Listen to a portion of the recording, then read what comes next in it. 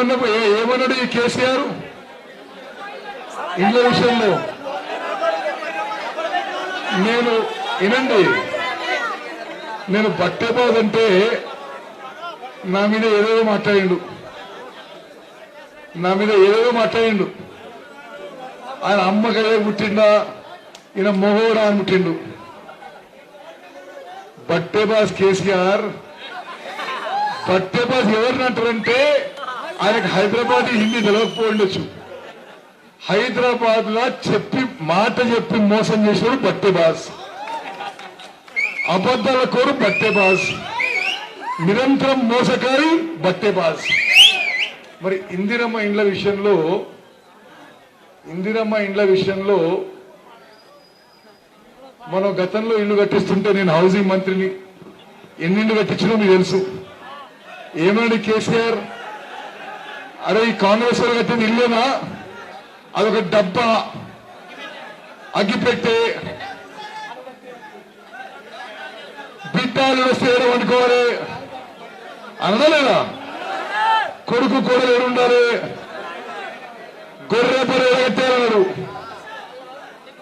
అరే సిగ్గు లజ్జ లేని కేసీఆర్, మీరు కనీసం ఆ ఇందిరమ్మ ఇంట్లో బిల్లులు కూడా ఇవ్వలేదు వీళ్ళు. అవునా కదా? రాబోయే కాంగ్రెస్ ప్రభుత్వంలో వచ్చిన 100 రోజులకే మొత్తం పెండింగ్ ఉన్న ఇందిరమ్మ ఇండ్ల బిల్లులు కట్టేస్తాం, పెండింగ్ బిల్లులు క్లియర్ చేస్తామని పనిచేస్తాం. అదేవిధంగా గతంలో ఇందిరమ్మ ఇల్లు కట్టుకున్న వాళ్ళకి అదనపు గది సౌకర్యాల కోసం, ఉదాహరణకి మీరు ఒక మిత్రుడు ఇందిరమ్మ గతంలో ఇల్లు కట్టుకున్నారు. ఏం భీముడు కట్టుకున్నాను, ఇందిరమ్మ ఇల్లు కట్టుకున్నాడు. ఆయనకి అదనంగా ఒక గది సౌకర్యాల కోసం 2 లక్షల రూపాయలు రాబోయే కాంగ్రెస్ ప్రభుత్వం ఇవ్వబోతుంది. అంటే మీకు ఇదివరకు ఇందిరమ్మ ఇళ్ళ కింద ఇల్లు కట్టుకున్నారు, అదనంగా ఇంకో రూమ్ కట్టుకోవడానికి 2 లక్షలు ఇవ్వబోతున్నాం. అదేవిధంగా డబుల్ బెడ్రూమ్ ఇళ్ళని ఆశ చూపించి తెలంగాణ ప్రజానీకాన్ని మోసం చేసిండు.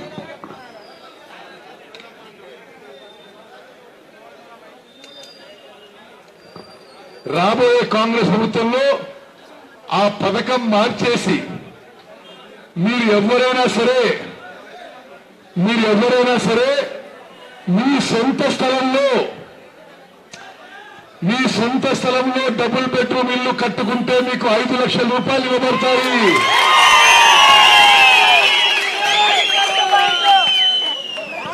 ఈ పథకం మార్చేసి మీ స్థలాల్లో మీరే కట్టుకోండి, మీకు 5 లక్షల రూపాయలు ఇవ్వబడుతుంది. దళితులకి గిరిజనులకి అదనంగా 5 లక్షలకి అదనంగా మరో 1 లక్ష రూపాయలు ఇవ్వబడుతుంది చెప్పి మనం చేస్తాం.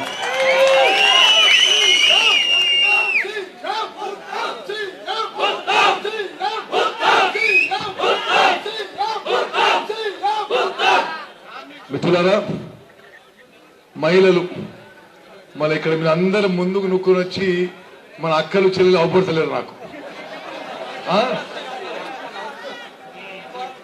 సరే, ఇలా రాత్రి మీరు ఇంటికి పోయి నిద్రపోయే ముందు మీ భార్యలకి, తల్లులకి, అక్కలకి, చెల్లెలకి చెప్పాలి, రాబోయే కాంగ్రెస్ ప్రభుత్వంలో ప్రతి ఊర్లో మహిళా సంఘాలకి, డ్వాక్రా గ్రూపులకి ప్రత్యేకంగా బిల్డింగ్ కట్టిస్తాము. ప్రతి మహిళా సంఘానికి, రాష్ట్రంలో ప్రతి మహిళా సంఘానికి రాబోయే కాంగ్రెస్ ప్రభుత్వం 1 లక్ష రూపాయలు గ్రాంట్ ఇవ్వబోతున్నాం. అర్థం కాలేదా?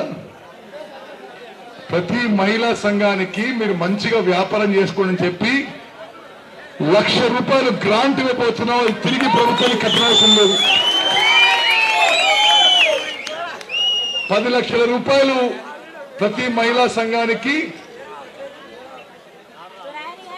ప్రతి మహిళా సంఘం డ్వాక్రా గ్రూప్ కి 10 లక్షల రూపాయలు రుణం ఇప్పించి ఆ రుణానికి వడ్డీ మొత్తం కాంగ్రెస్ ప్రభుత్వమే భరించబోతుంది. మీ ఊళ్ళో చెప్పాలి, హుజూర్నగర్ మున్సిపాలిటీ చెప్పాలి, విఓఏలు, ఆర్పీలు, బీమా మిత్రులు వీళ్ళందరికీ గౌరవ వేతనంగా నెలకి 10,000 రూపాయలు ఇవ్వబోతున్నాము. విఓఏలకి, ఆర్పీలకి, బీమా మిత్రులకి, సెల్ఫ్ ఎంప్లాయీస్ కి వాళ్ళ ఉద్యోగాలు పర్మనెంట్ చేయబోతున్నాము. మహిళా సంఘ సభ్యులకి గతంలో ఉన్నట్టుగా అభయహస్తం పెన్షన్ పునరుద్ధరించబోతున్నాము. తెలంగాణలో ఉన్న పౌరులందరికీ, మీ అందరికీ, రైతులకి, రైతు కూలీలకి, మహిళలకి, విద్యార్థులకి, యువతకందరికీ వైద్య మిషన్లో అన్ని రోగాలు కవర్ చేస్తూ ఏ హాస్పిటల్లో చికిత్సకైనా సరే 5 లక్షల రూపాయల వరకు హెల్త్ ఇన్సూరెన్స్ రాబోయే కాంగ్రెస్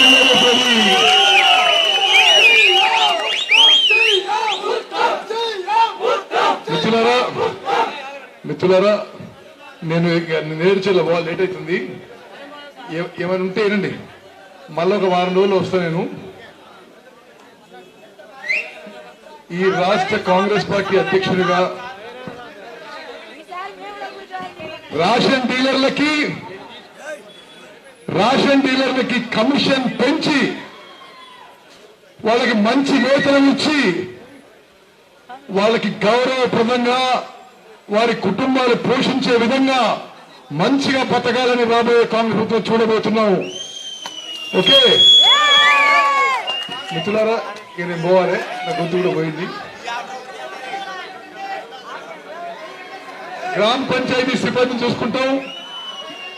నా ప్రియమైన కాంగ్రెస్ కార్యకర్తలారా, మీకు తెలిసి నా కుటుంబం అంటే మీరు, నా అన్నలు తమ్ముళ్ళు మీరు, నా తోబుట్టువులు మీరు.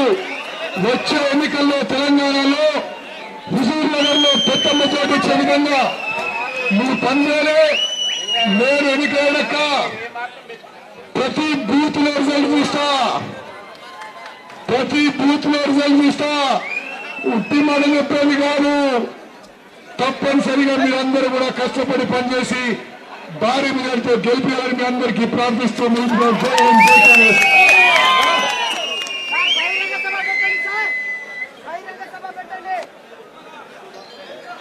మండలం తమ్మర గ్రామం బండారు శ్రీనివాస్, మిగతా వారు టీఆర్ఎస్ పార్టీ నుంచి కాంగ్రెస్ లో చేరుతున్నారు. వారంతా ముందుకు రావాలి. శ్రీనివాసరెడ్డి గారి నేతృత్వంలో వారు Bandaru Srinu, scheduled cost colony అధ్యక్షుడు చెన్నయ్య,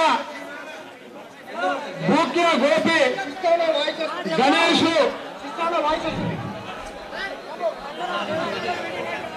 కామెంట్ చేయండి. ఎప్పటికప్పుడు మా వీడియోస్ చూడాలంటే సబ్స్క్రైబ్ చేసుకోండి.